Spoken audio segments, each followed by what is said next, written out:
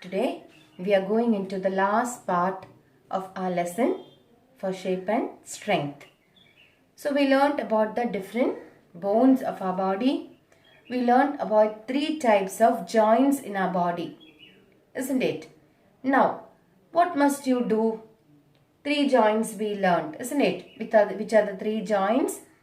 Ball and socket joint, hinge joint and pivot joint. Now, keeping those in mind, first you have drawn a picture of the boy, the bones of the boy, isn't it? What are we to do now? Now you know how many bones are there in the body and you know the different joints. Keeping them in your mind, you must redraw that picture in your notebook.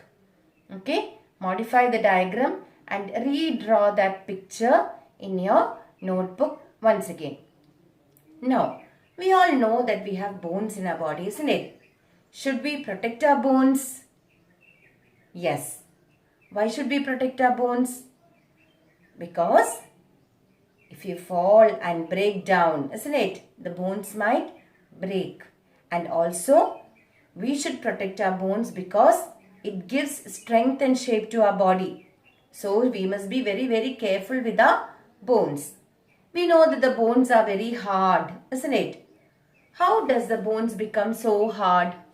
What is present in the bones? Look at this reading note which is given in your textbook. Hardness of the bones.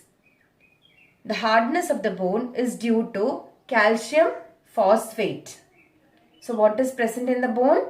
Calcium phosphate. We have heard about this calcium when we were learning food for health, isn't it? So calcium and phosphorus are essential for the growth of our bones.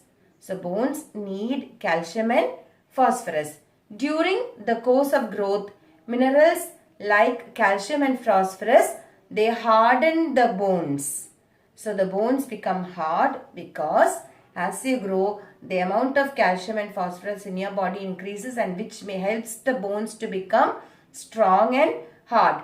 The deposition of calcium phosphate is less in infants.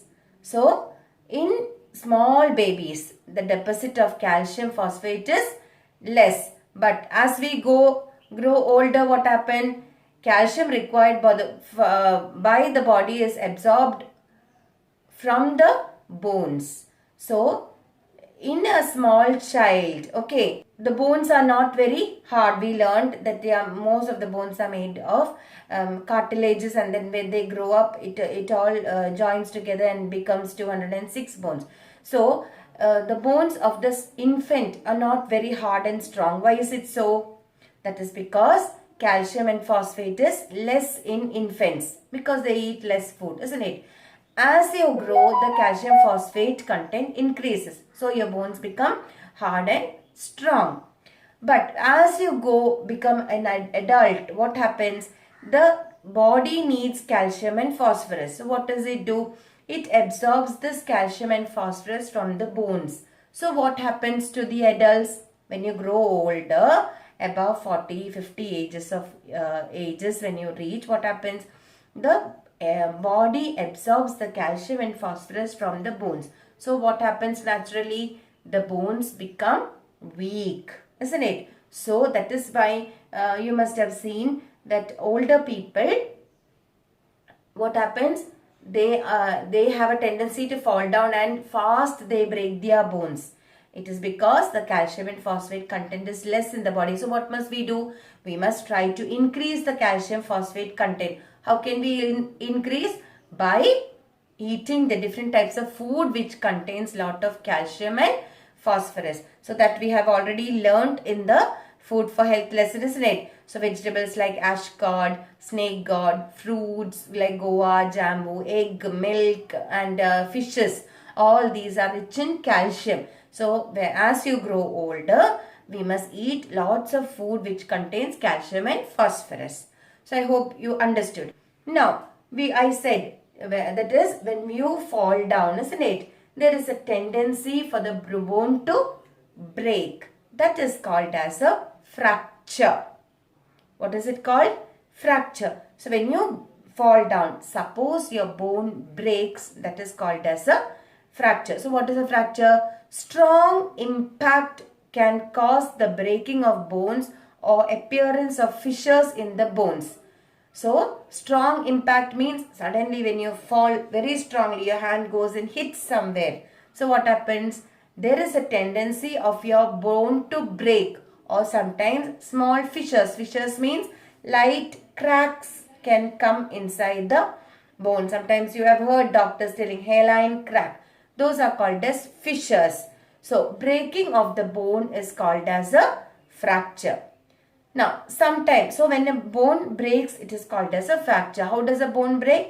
Due to strong impact or strongly when your hand or leg goes and hits somewhere or falls down, or something falls on your hand, the bones can break inside. That is called as fracture. Now, suppose when you're jumping, falling down, sometimes what happens, we learned the joints are there in our body. Sometimes the bones can come out of the joint. Some of you would have experiences. Here we have a hinge joint. Most of the people, this happens when you fall down inside this joint, the one bone can come out of that joint. That is called as position change. So the bones can change the position sometimes. That is called as dislocation. So what is dislocation? Sometimes the position of the bone is changed. That is called as dislocation. So what is fracture? Fracture is when you fall down with great impact. If your bone breaks or small fissures come inside the bone, that is called as a fracture. Then sometimes the position of the bone can change. That is called as dislocation. For both these things, it is very, very painful.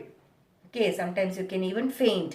It is very very painful. Now, how can you understand that you have a bone fracture? You will have, look at this, there are points given in the textbook. You will have very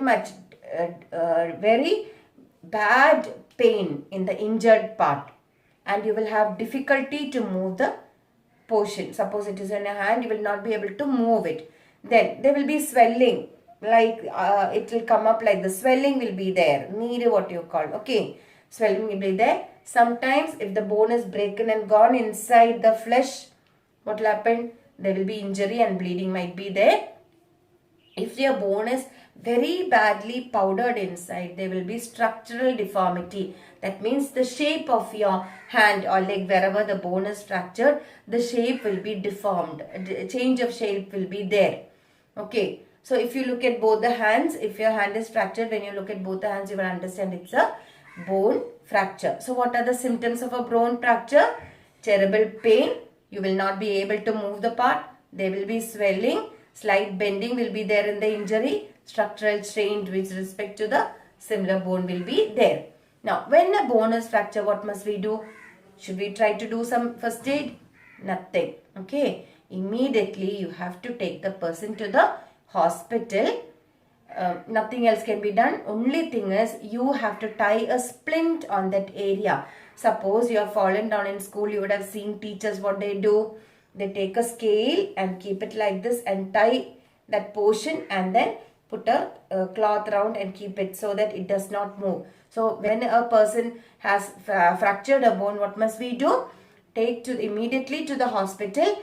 See that the fractured portion is not moved, because it will create lot of pain for the person, and if the bone is broken, it can go into the flesh and cause injury. So we must be very careful when a person's bone is fractured. Now what is a splint? Splint is a strong support made of wood or plastic or metal, and tying to the broken part using a splint will help it to block the movement. Okay, so you can take a stick or a scale or anything and tie it. That is called as a splint.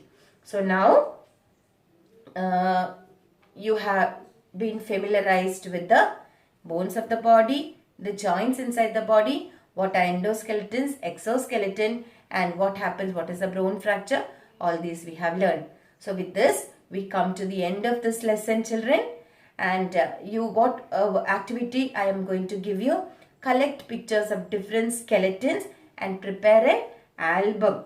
You can do it in your book itself. and also do the letters SS activities. Thank you.